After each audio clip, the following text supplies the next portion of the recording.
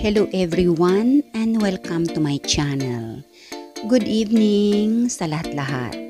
At ngayong gabing ito mga palangga, dadalhin ko kayo dito sa paradise ng mga zombies or mga magagandang mga arts na nakatago dito sa gitna ng kagubatan dito sa Finland.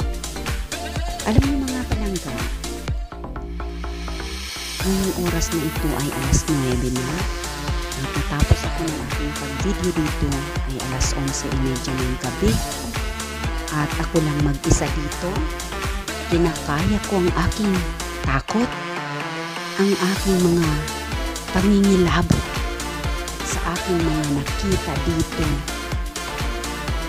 sa mga arts collection na ito.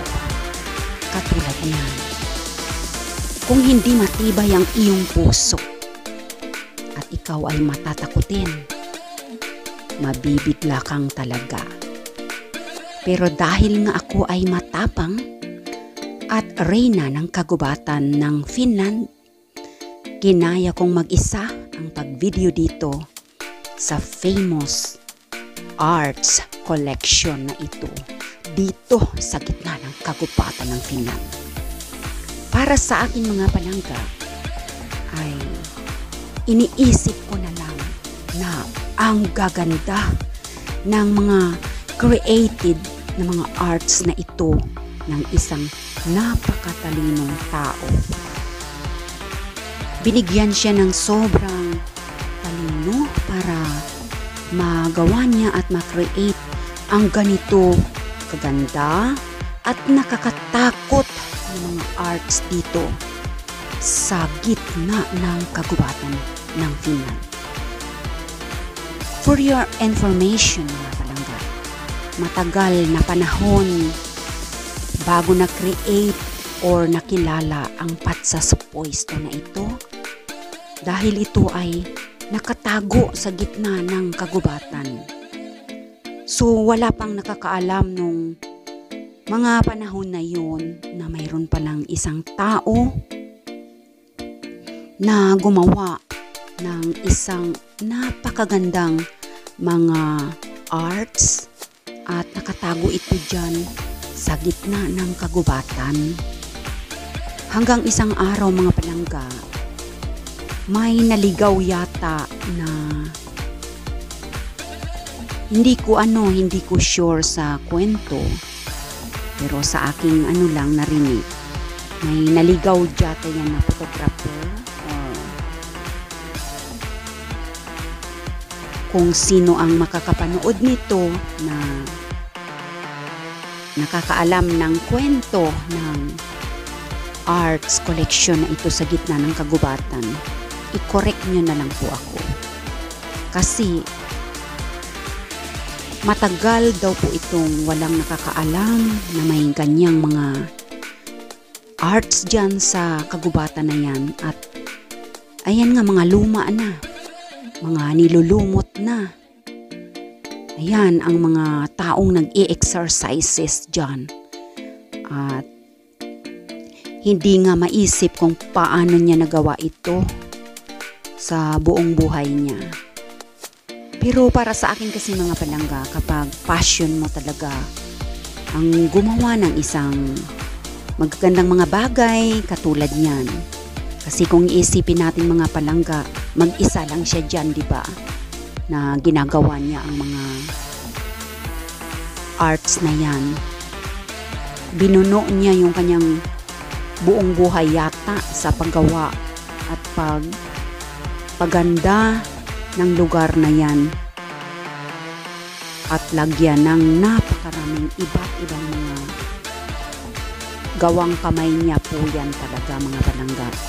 At nag-travel pa ang taong ito sa iba't ibang mga bansa yata at sa mga iba't ibang mga lugar para maghanap ng mga totoong mga ngipin, mga pustiso ng mga taong mga pumanaw na sa mundo, para yan ang ilagay niya dyan sa mga arts collections niyang yan ay totoong mga ngipin po ang mga pinasok niya dyan sa bunganga ng mga figura na yan na nandyan. So, hindi ko na lang mga palangga tinututukan ng matagal at masyadong malapitan ang mga mukha ng mga arts na nandyan.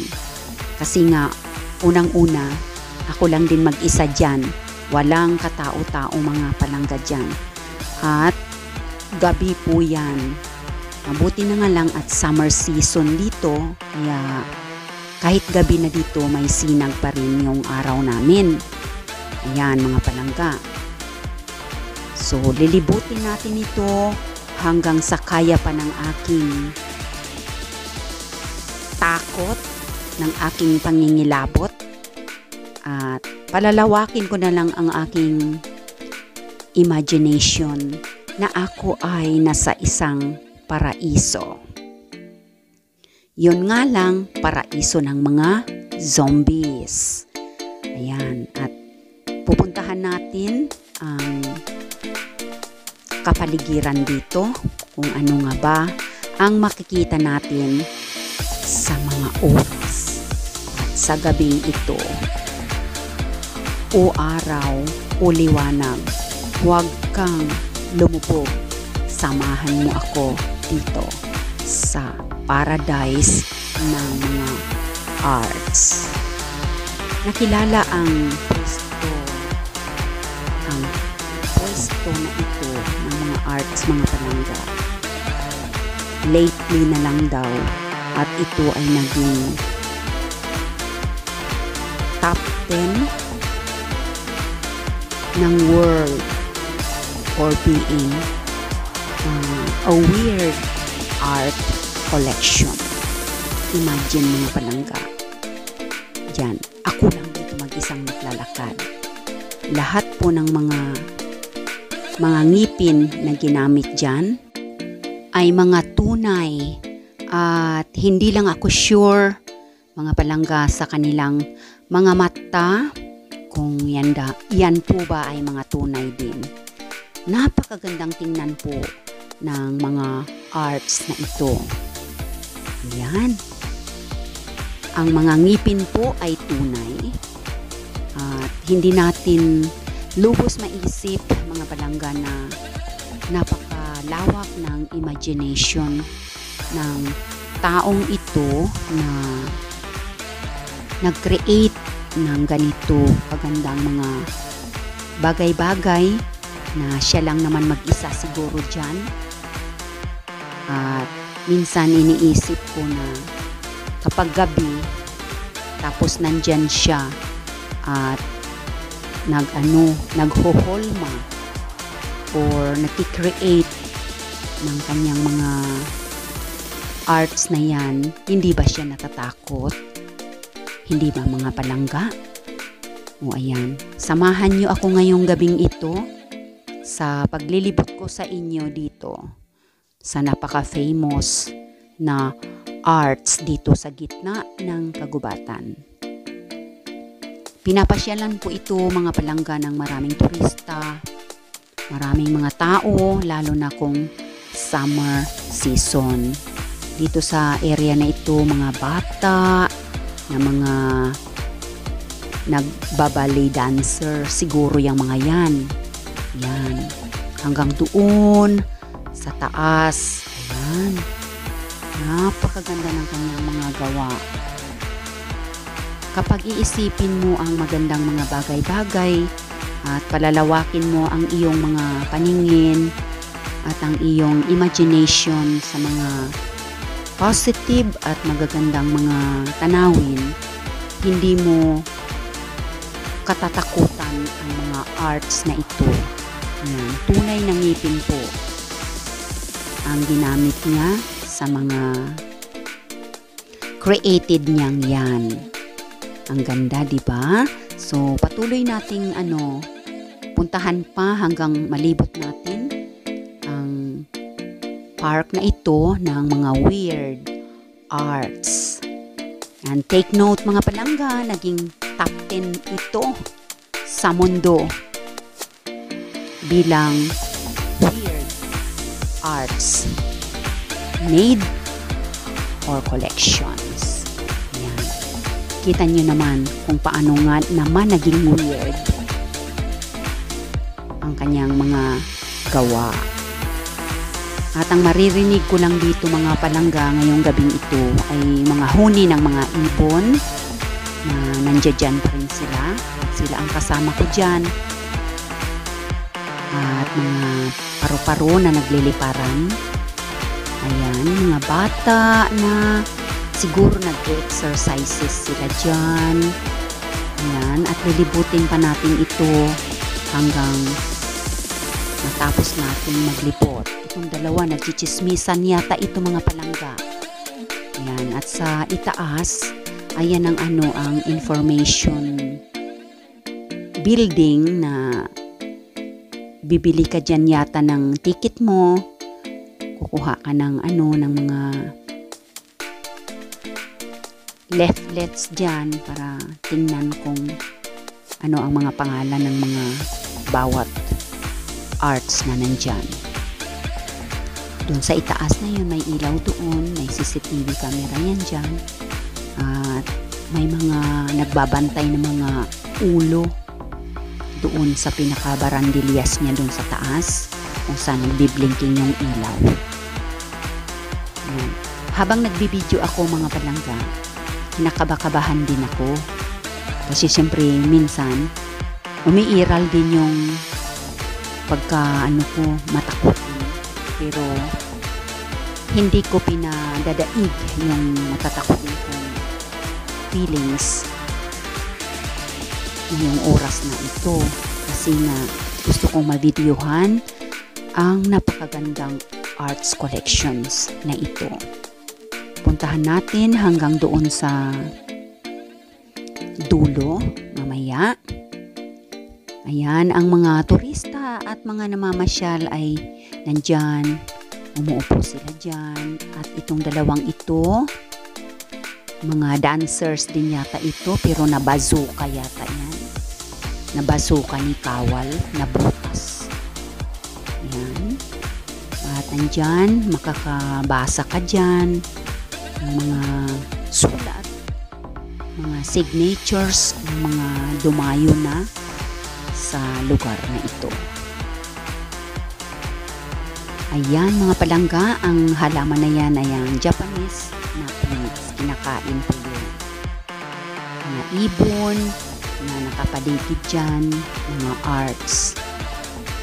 At balikan natin yung kung saan nagmumula ang napaka-solemn na music. Yung music po dyan mga palangga, parang music ng arts music, nakakatakot, pero wag mo na lang isipin na nakakatakot para hindi ka matakot.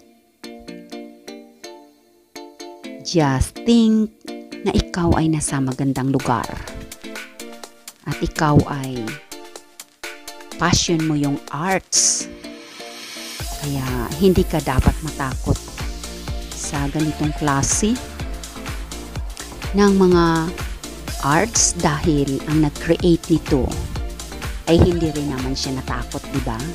Lalo na mag-isa lang siya dyan sa lugar na yan. Araw-gabi niya yan na binuno at ginawa ang kanyang mga collections. Ayan.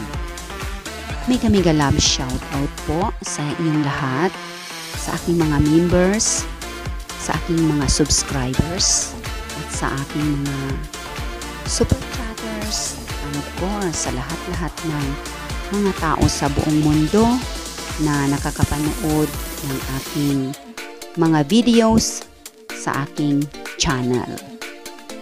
Ayan po, at dinadala ko ngayon kayo dito sa magandang arts collections dito sa gitna ng kagubatan dito sa Finland. Yan. Panoorin lang ninyo mga palanggas ang mga nakahilera dyan na iba't ibang klaseng mga arts, mga tao na iba't iba ang pagka-create sa kanila. At yung kanilang mga ngipin po na ginamit ay tunay na mga ngipin na hiningi pa or binili pa sa iba't ibang mga lugar na kung saan ay mga pumanaw na. Ayan, parang si Lolo Panyong at si Inday Panyang, tinubuan na siya ng mga Lai-Chen kasi matagal na po ang mga arts na yan dyan sa gitna ng kagubatan. Ayan po si Napoleon ang nilagay sa entrance door or sa entrance, sa bulwagan bago makapasok sa lugar na yan. Ayan, si Lolo Carpio, tunay na ngipin at nakalbo na. Si Lola Panyang na nagulat dahil ako'y nagbi-video sa kanya. Huwag kayong matakot mga palangga dahil bibigyan niya kayo ng maraming pustiso. Ayan, patuloy nating puntahan ang maganda pang mga iba't ibang arts sa kagubatan na ito. So, wag niyo akong iiwan, mga palangga ko, para ako ay lumakas pa ang aking loob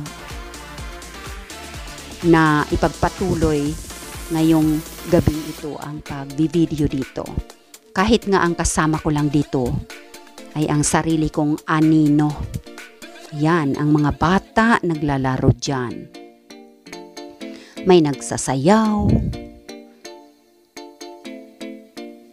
may kabuti na nagbabantay sa mga kabataan. Di ko maisip at ma-imagine, napakalawak ng imagination ng taong ito na gumawa ng magandang mga arts. Sa totoo lang mga palangga, habang nagbibideo ako dyan,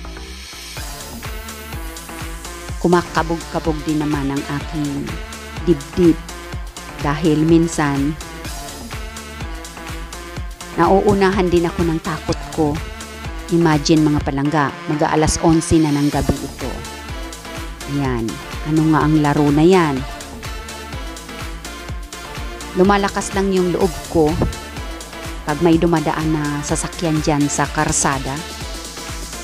So maririnig ko dumaan sila at iniisip ko na lang mga palangga na hindi ako nag-iisa ngayong mag-aalas 11 ng gabi dito sa park ng mga zombies na ito. Welcome again mga palangga sa aking channel at samahan pa rin ninyo ako dito sa aking paglilibot sa famous Top 10 World Weird Arts. Mega love shout out sa aking mga subscribers, sa aking mga members, at sa aking mga super chatters at mga palanggas na patuloy na sumusuporta. And of course, sa mga hindi pa nakakaalam, sa mga una pa lang sa aking channel, paki-subscribe po ninyo at paki-like and share ang aking channel para lalo po tayong dumami pa at patuloy ang inyong reyna ng kagubatan ng Finland sa pagkuha ng mga videos randomly, iba't ibang mga videos ang gagawin natin. Dahil dito po sa Finland meron kaming 4 seasons. Kaya sa bawat season na yan ay kukuha tayo ng mga video shoots para ipakita sa inyong lahat. At bago ako magtapos sa paglilibot ko sa inyo dito sa napakagandang weird arts collections na ito sa gitna ng kagubatan.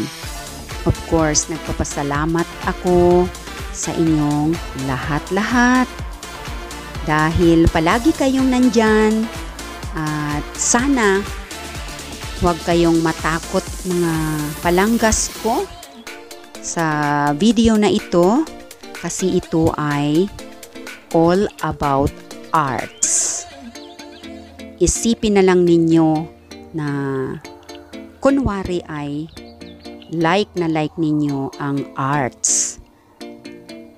At laging tandaan mga palangga, ang ating body, ang ating anatomy ay isang art. O hindi ba? Napakaganda ng mga arts dahil tayo mismo, ang ating sarili ay maganda. Thank you so much and welcome again sa aking mga next videos. Ingat palagi. God bless us all. Happy lang, bawal ang sad. Thank you again and hasta la vista, baby. Bye!